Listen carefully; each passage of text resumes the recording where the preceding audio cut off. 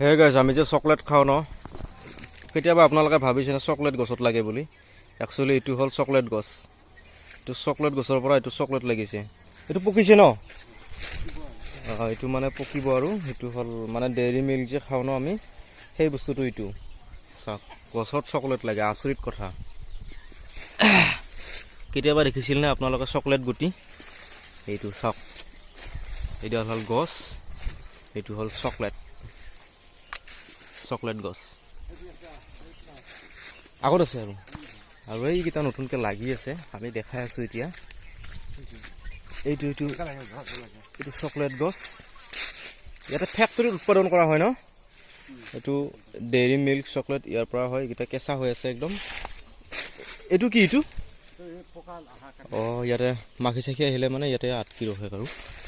দেখিছোঁ এইটো হ'ল চকলেট গছ পাতটো এনেকুৱা আজি ফাৰ্ষ্ট দেখিছোঁ মই চকলেট গছ চাই লওক চেত্ৰীদাই পাৰ্মিশ্যনটো দিলে কিমান বছৰৰ পৰা ইয়াতে কৰি আছে চেত্ৰীদা আজি বহুত বছৰ হৈ গ'ল ন এটা খাই চাওঁ খাই চাওঁ মই আমাৰ মাষ্টৰে আনিতো খোৱা মাষ্টৰ বি নাই একো নাই এইটো বস্তুটো কি হয় তাৰমানে বাকলিটো বিক্ৰী হয় আকৌ বাকলিটোও বিক্ৰী হয় কিমান দাম কেজি এইটো এনেই গোটা হ'ল 40 টকা কিলো 40 টকা 50 টকা কিন্তু ইয়াৰ দামটো হ'ল গুটি অকলে 400 টকা কিলো 400 টকা কিলো অকল গুটি আচ্ছা ইয়াৰ পৰা ডেইৰী মিল্ক চকলেট বনোৱা হয় বহুত ভাল লাগে খাই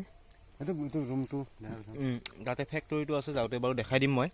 গোটেই তামোল গছৰ মাজে মাজে ইয়াতে চকলেট খেতি কৰা হৈছে এইবোৰ চব চকলেটৰ গছ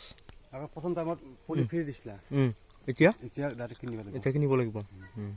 ঠিক আছে